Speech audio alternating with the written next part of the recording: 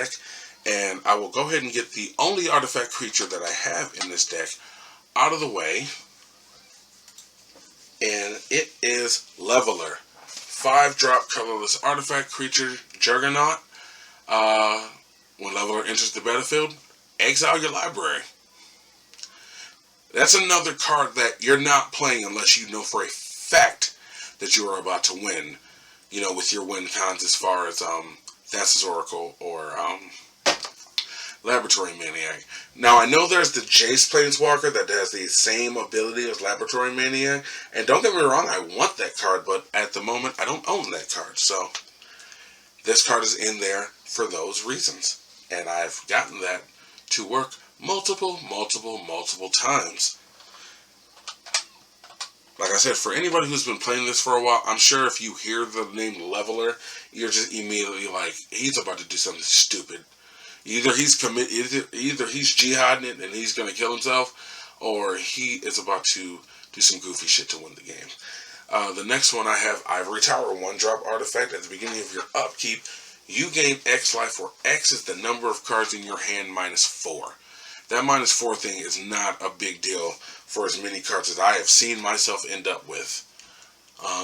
But a good way, because blue's not really good at gaining life, so, you know, you have to go to colorless options for stuff like that, which I did, and which I also did again with this next card. Fencer's Journal. Actually, that's kind of a 2-for-1. With 5-drop artifact, you have no maximum hand size. Yeah, I kind of need that. And at the beginning of your upkeep, you gain 1 life for each card in your hand. Yeah, love that for a 2-for-1 for 5 mana. I'll take it. So I'm sure there are some people out there, oh, it costs too much. Well, don't use it in a deck that you're not drawing a shitload of cards, and you won't have that problem. Works very well for me, if I do say so myself. And next artifact I have is Gauntlet of Power. 5-drop artifact. When it enters the battlefield, choose a color. Needless to say, I always choose blue. Really good card in mono-colored decks. Has a downfall, though. Creatures of the chosen color get +1/+1. That includes your opponent's creatures. Whenever a basic land is tapped for mana of the chosen color, its controller adds an additional 1 mana of that color.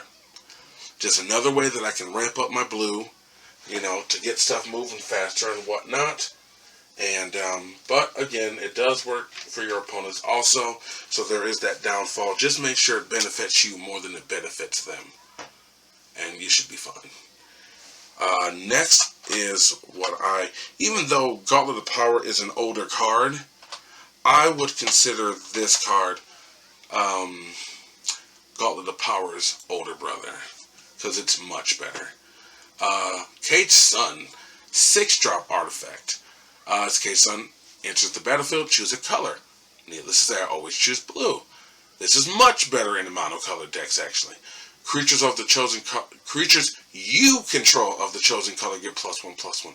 Whenever a land's ability causes you to add 1 or more mana of the chosen color, add 1 additional mana of that color. So this also doubles your stock. Hit a high tide, it'll triple it. Have this and the Gauntlet and hit a high tide, it'll quadruple it. It's amazing. Next but not least, a card I'm sure at least some people may have suspected I had in this deck, and it's Spellbook. 0-drop artifact. You have no maximum hand size. It's almost as cut and dry as it comes. We're getting to the end here, but this is, like I said, these aren't in any particular order. But I also have Font of Mythos, 4-drop artifact. At the beginning of each player's draw step, that player draws 2 additional cards.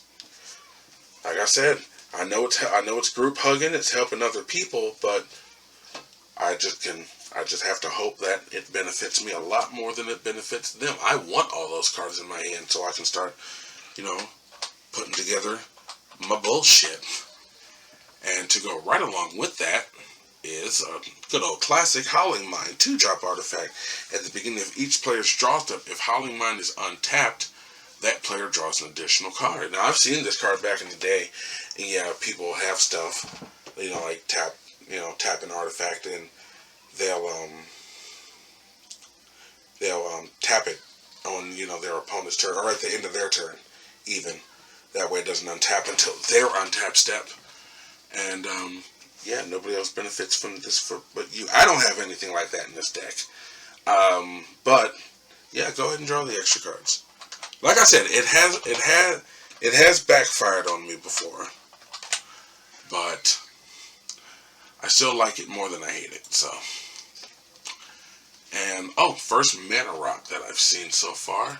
Hedron Archive, 4-drop artifact. Tap and add 2 colorless.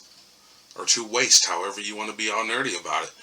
But you can pay 2 colorless. And tap and sack it, draw 2 cards. Definitely, I can't even say it's just great for the late game.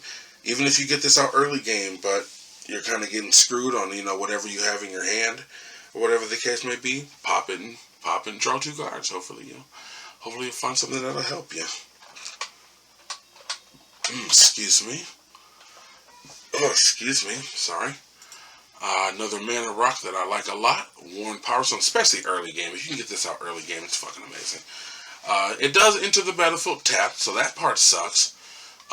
But once it's in use, it can tap for 2 colorless. So, yeah.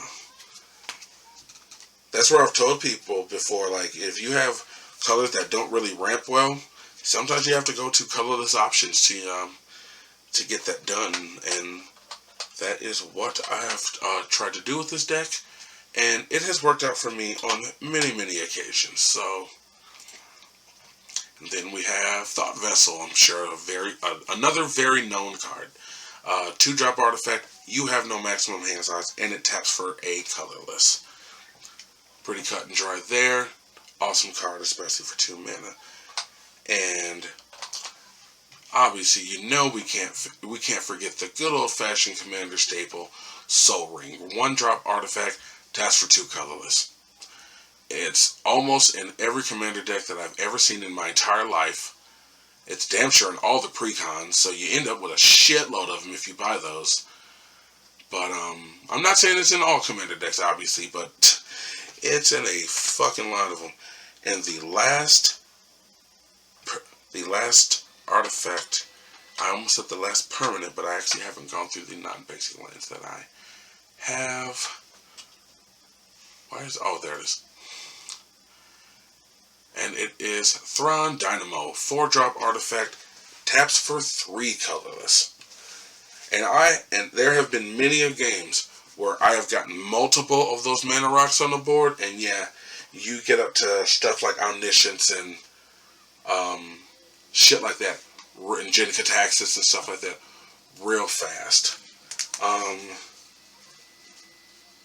Now just a quick cover on the non-basic lands that I have.